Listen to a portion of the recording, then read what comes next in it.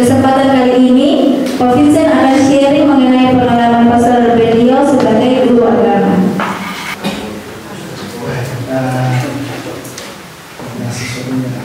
Pak Vincent, selamat pagi, selamat datang dan selamat bertemu lagi.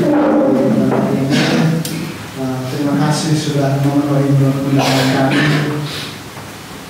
melalui teknologi kemarin. Kita tidak perlu lagi print suratnya, kami ngomong langsung tuh dan Pak Vincent dan sebelum mereka turun, kami memang menyediakan ruang ini untuk kita berakhir mempertanya mereka lagi dengan berbagai macam pengalaman, sharing sehingga nanti mereka tidak shock ketika turun di lapangan, di sekolah, di paroki, lingkungan dan lain sebagainya. Tentu teman-teman, kamu tahu bahwa Pak Vincent yang ada di depan kita punya berbagai macam pengalaman baik di lembaga pendidikan maupun juga di bidang pastoral. Sekali lagi, terima kasih banyak Pak Vincent, dan waktu sepenuhnya nanti kami serahkan kepada Pak Vincent untuk sharing dan juga berbagi dengan adik-adik kami di tempat ini. Terima kasih untuk kesempatan yang sangat istimewa untuk saya. Selamat siang untuk kita semua.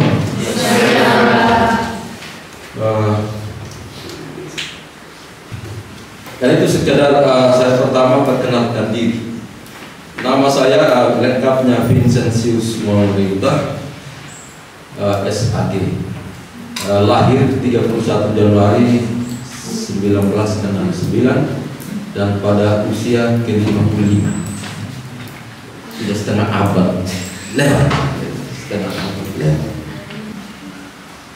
Lalu kita guru agama. Saya baca-baca itu agama, kalau ditinjau dari bahasa Sanskerta, artinya tidak, gam artinya kacau. Berarti agama tidak kacau. Kalau begitu, guru agama, guru yang tidak kacau. Jadi guru agama tidak boleh membuat kekacauan karena guru agama tidak kacau. Guru agama. Tapi agama, kalau kita baca-baca di beberapa literasi lain itu tugasnya mengatur tentang keimanan, peribadatan, hubungan sosial, dan hubungan dengan lingkungan. Jadi kita guru agama ini mengatur hubungan bagaimana kita dengan Tuhan dalam iman kita dan kepercayaan kita kepada Tuhan, lalu relasi sosial kita dengan sesama dan juga dengan lingkungan. Nah, ini guru agama. Guru matematika tidak, dia mengajar 2 bagi 2 berapa? 1, batas di situ. Oh, kita guru agama bayangkan dengan Tuhan, dengan sesama, lalu lingkungan. Ini baru guru agama. Lalu kalau kita baca di kitab suci, banyak sekali kita temukan kata guru. Dan kalau kita baca di kitab suci, guru ilahi kita Yesus. Lalu beberapa teks yang saya bisa ambil itu, yang pertama itu dari Yohanes 13:13. Kamu menyebut aku guru dan Tuhan. Jika aku adalah guru dan Tuhan membasuh kakimu, maka hendaklah kamu pun saling membasuh kaki. Kamu menyebut aku guru dan Tuhan. Jika aku guru membasuh kakimu, maka kamu pun wajib harus saling membasuh kaki. Itu artinya bahwa seorang guru agama, seorang katekis itu adalah pelayan. Yesus bilang, aku datang bukan untuk melayani. Begitu ya? Melayani. Aku datang bukan untuk dilayani, tetapi untuk melayani. Maka menjadi pelayan itu bahwa kita hanya bisa melakukan apa yang diperintahkan oleh Tuhan. Maka kalau kita guru agama tidak ada istilah mengeluh, karena kita memang diutus untuk menjadi pelayan, hanya melakukan apa yang dikehendaki oleh Tuhan, dan Tuhan kita, guru ilahi kita itu Yesus, siap untuk kita mengorbankan segala galanya. materi, waktu, perasaan. Kita harus selalu siap untuk melayani, siap kita korbankan kita punya waktu, tenaga dalam karya pelayanan. Terus terang, saya kepala sekolah. Kadang-kadang saya pulang dari sekolah, dari dinas. Saya kepala sekolah di sekolah yayasan. Ada 3 tuan saya. Dinas PDAK, Nuska, Kementerian Agama. Dari 3 ini, Kementerian Agama ini menjadi rumah besar. Saya tak salah di sini, gaji di stop. Kalau di Nuska agak miris, tidak apa-apa. Karena saya diperbantukan di yayasan. Lalu kalau dari dinas kita masih bisa putus wakil kepala sekolah kalau ada urusan dinas. Tapi yang Kementerian Agama tidak bisa. Sudah diperintahkan segala urusan menyangkut Kementerian Agama, tidak ada alasan untuk seorang guru agama Kementerian Agama tidak ikut. Maka kita harus sebagai kepala sekolah, saya pulang dari sekolah. Kalau ada hal ke dinas, saya harus ke dinas. Kalau sore ada kursus, tidak bisa kita bilang, kita sudah. Kalau saya sudah bilang jam 4 kursus, maka waktu itu saya harus atur betul. Begitu pulang dari kantor ke rumah, siap ke dinas. Sampai di dinas urus. Kalau yang saya ketemu belum ada, saya pulang. Saya hitung waktunya, tidak boleh jam 4 itu saya tidak ada. Karena orang selalu bilang soal waktu, kalau orang datang lebih cepat dari waktu yang disepakati, itu adalah sebuah prestasi. Kalau kita datang tepat pada waktu yang kita sudah sepakati, itu adalah sebuah kewajiban. Kalau kita datang telat dari waktu yang kita sudah sepakati, itu adalah kemunduran. Jadi kadang-kadang teman-teman nanti akan menghalang. Kita bilang kita rapat ya, jam 4. Tidak ada waktu. Pasti tidak ada waktu. Padahal Tuhan kasih waktu 1 kali 24 jam. Tuhan mau kasih pun 2 kali 30 jam. Mereka pasti akan tetap katakan tidak ada waktu. Tapi 2 kali 24 jam itu sesungguhnya Tuhan sudah tahu bahwa manusia punya batas, itu memang hanya sekian waktu yang dibutuhkan. Maka dia bilang, kau istirahat 8 jam ya, kerja sekian jam, sudah diatur. Kalau kita bilang tidak ada waktu, berarti orang itu salah mengatur waktu, salah mengatur waktu. Kalau nanti akan ada di stasi dan kita kerja keras di sana. Umat itu dia Katolik, tapi Katolik itu karena warisan. Neneknya Katolik, kalau ditanya, engkau agama Katolik, saya punya nenek Katolik. Ditanya sudah pernah mandi? Belum. Katolik belum pernah mandi. Dia mengaku dirinya Katolik karena kalau neneknya, bapaknya Katolik, dia pastikan dia juga Katolik. Padahal belum dibaptis. Syarat menjadi Katolik setelah disiram air Bapa, Putra dan Roh Kudus, kau sah Katolik. Kan begitu. Kalau umat kita seperti ini tanpa pendamping, itu susah. Belum kita berdiskusi. Urutan tata perayaan Ekaristi atau ibadat itu mereka belum tahu. Kapan itu kudus dinyanyikan, kapan anak domba dinyanyikan, mereka belum tahu. Dan kita harus hadir di sana untuk memberikan pendampingan kepada mereka.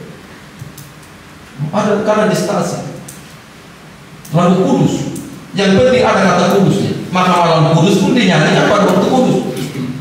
Sampai di bagian kudus, malam kudus. Padahal kudus maksudnya, tapi karena ada kata kudusnya, dinyanyikan saja pada bagian kudus.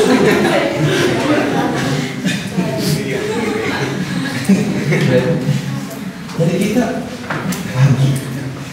Jadi kalau kita nanti pimpin stasi, bisa jadi pada awal-awal kita pimpin itu ibadah, kita angkat lagunya, kita semua harus. Baru kemudian kita mulai melakukan lagu. Ini kita punya tugas. Maka adik-adik harus Karena ketika sampai di lapangan, guru agama dianggap bisa semua. Bisa. Maka kita ketika diminta jangan bilang, diminta, Bapak minta maaf. Anda tidak pernah akan lagi dipakai. Harus pastikan siap bahwa nanti dia ada salah, ada memang salah. Yesus saja jatuh 3 kali. Apalagi itu manusia. Tahu bahwa dia salah, nanti diperbaiki dia. Iya. Jangan begitu diminta. Pak, minta maaf, saya tidak bisa ini. Mereka tidak akan minta lagi. Coba dulu, kalau salah, sesudah itu engkau pulang belajar. Saya selain beragama, saya juga MC, bukan karena kursus, hanya karena berani. Begitu saja sekolah kami. Kalau sekolah dulu dia bilang, Pak Gera, Pak, atur aja, kalau begitu, siap, dia akan cepat selesai. Karena gaji itu uang, rezeki itu tidak hanya dalam bentuk uang, dalam berbagai macam bentuk. Kesehatan saja sudah rezeki.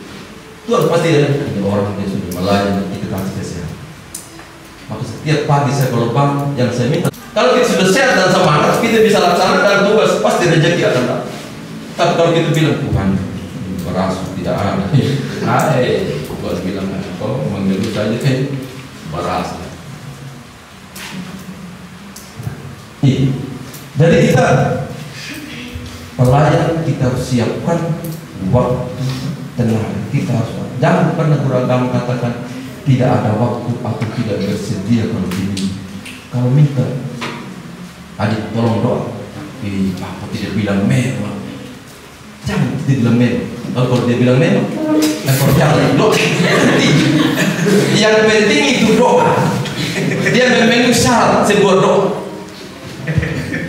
Ujian, suku, permohonan, cukup itu. Jangan, Bapak tidak bilang memang, dan kali saja Bapak, itu guru agama percuma saya. SAG, saya pikir sarjana agama, padahal sarjana angin-angin.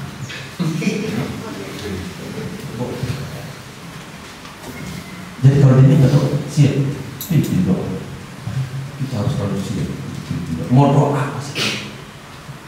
Maka kita harus belajar terus.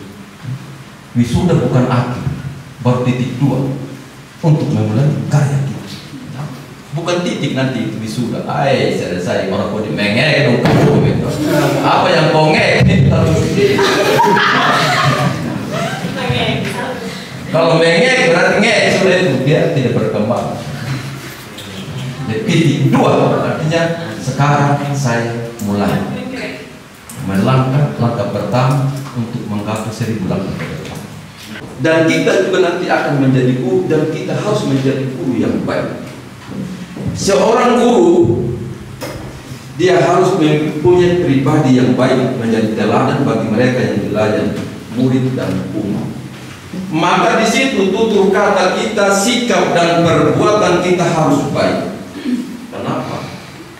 Karena tugas seorang guru adalah membawa orang untuk sampai masuk kerajaan Allah, keselamatan. Seorang guru harus menjadi suri teladan bagi anak murid dan masyarakat. Guru agama akan menjadi sorotan mata bagi semua. Tutur katanya, sikap, perbuatan itu akan dilihat semua. Guru agama harus datang. Itu dilihat. Kalau guru agama datang lambat, guru agama saja lambat. Guru agama saja lambat. Kalau guru matematika lambat mereka, guru lambat. Guru agama saja lambat. Guru agama saja lambat. Tapi guru lainnya lambat. Pak guru juga lambat ya. Ada beda sajanya dan karena itu sudah